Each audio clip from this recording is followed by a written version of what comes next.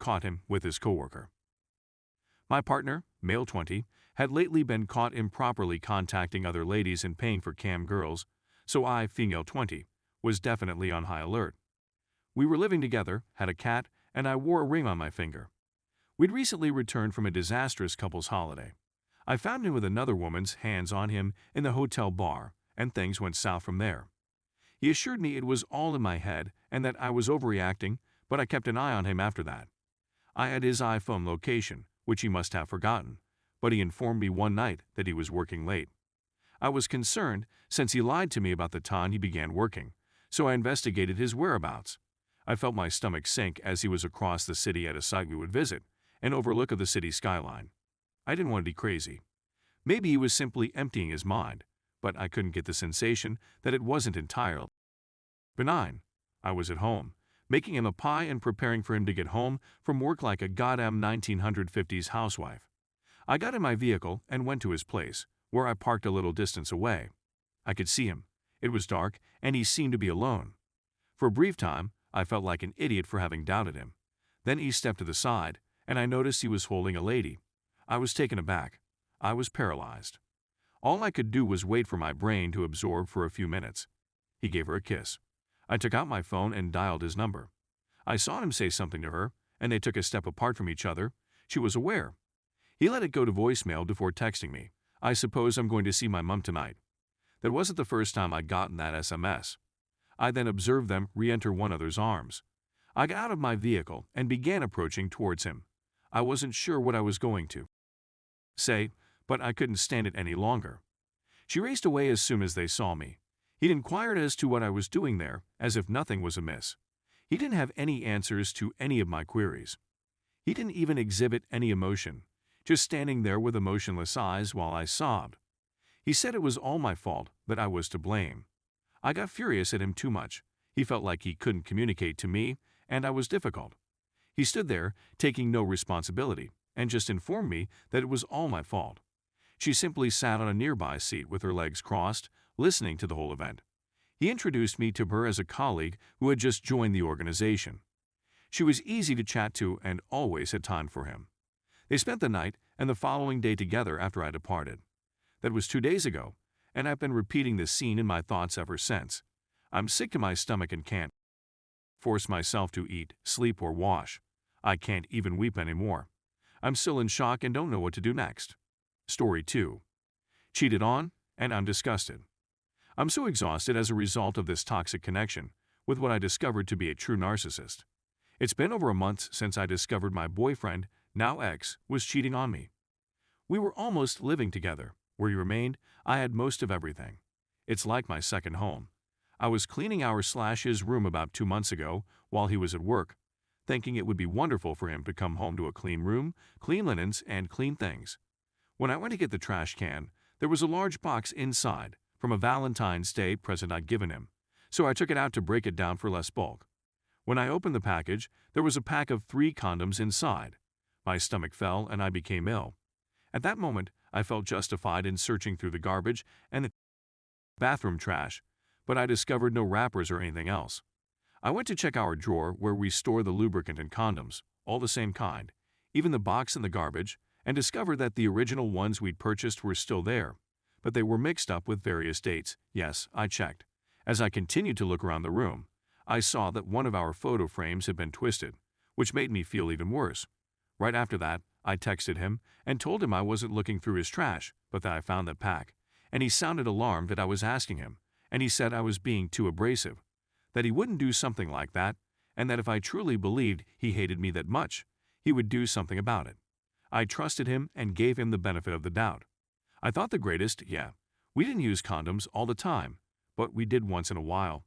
Granted, I wasn't comfortable at that time, and there was always the "what if I'm right" voice in my brain. After 2 weeks on a day off when we were out, I went to grab some socks from the drawers and saw additional condoms, but they were separate from the condom drawer, and I questioned, "Why are these here?" He acted silly, and I didn't think anything of it, but by then I'd already kept track of all the original ones I discovered and went about my day as if it didn't concern me, because it didn't, and I was honestly waiting to confront him about it at a more opportune moment. I was certainly off the remainder of the day because when he asked what was wrong as I continued to space out that day, my only response was nothing. The days seemed better and so good, and eventually I saw him where he was staying on a date. He was off late, and I walked to the room, got myself comfortable, and noticed that our frame and photographs that were on top of my drawer were gone. When I looked into my drawers, there they were. I left them in there since I planned to inquire about them later. I checked the condo drawer, and there was certainly one missing. I was still giving him the benefit of the doubt. Maybe he keeps it in his wallet for car, or who knows what at that time. He came home, sat on the bed with me, and I was groggy and uninterested in seeing him. He asked what I was looking at, and I told him that I was looking at the fact that our picture frame was gone, and he promptly got up and proceeded to take it out of the drawer with the pretext that he was cleaning that day, which I knew was nonsense. The next day, he completed the majority of his purchases, which was also a red signal at this point, and he even handed me his wallet, which didn't have a condom in it. Later that night, after unwinding from dinner, we got into another disagreement, which had been happening virtually every week for the last 2 months. The debates were on trivial matters, if not outright stupidities. Then we fell asleep, and that missing condom never left my mind. I recalled him telling me the first time I contacted him about it. If I were doing anything like this, I'd put it in the garbage outside. He said it jokingly, but it stayed with me like glue. As I pondered myself, could this guy I fell in love with really go to this extreme? And recalled his joke, I took the garbage out from that night's takeout, all the way outside to the trash outside. I peered inside before tossing it in, and there it was, the condom wrapper. My stomach fell once again, and this time I couldn't keep silent. I returned inside. It was about 3 a.m., and I roused him up and begged him to explain. He said nothing, no apologetic, no, yeah, it was me. Just I have no clue what you're talking about. I don't count the condoms. The garbage is in an alleyway. Many people leave rubbish outdoors there. I was so outraged and enraged that he couldn't face the reality. I wasn't even sobbing because I was so unhappy. There was no regret or understanding of reality. Even though the remainder of the talk was about taking a break, and that what I was saying were serious charges, he never once mentioned accepting responsibility. The following day, I went to get my stuff while he wasn't home, and then went back for my remaining items and plants when he was there, and he couldn't even look at me. He gave me his back and sulked in whatever he was feeling, lying in bed like the slime he is. I discovered that the female with whom he cheated on me was with whom we had a last summer. She texted me and apologized for everything. I never responded to her, and I know she's uncomfortable for a variety of reasons, simply being near me.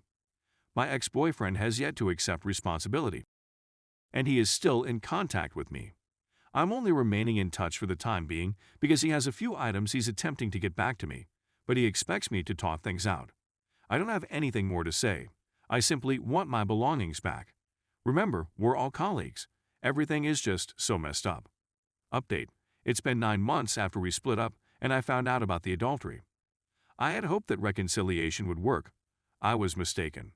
I tried my hardest to go ahead, but I couldn't because of the bitterness, hatred, and sentiments that were locked up inside of me. It felt good at the time, but the disconnect remained. In retrospect, I should have simply left things alone, since I now feel like I'm back where I started with my sadness. Among other things, I discovered that I hadn't been cheated on by just one individual, but by 2. When you've been deceived, nothing ever feels the same again. It is usually preferable to just accept what has been done and go on. This is the closest thing to closure.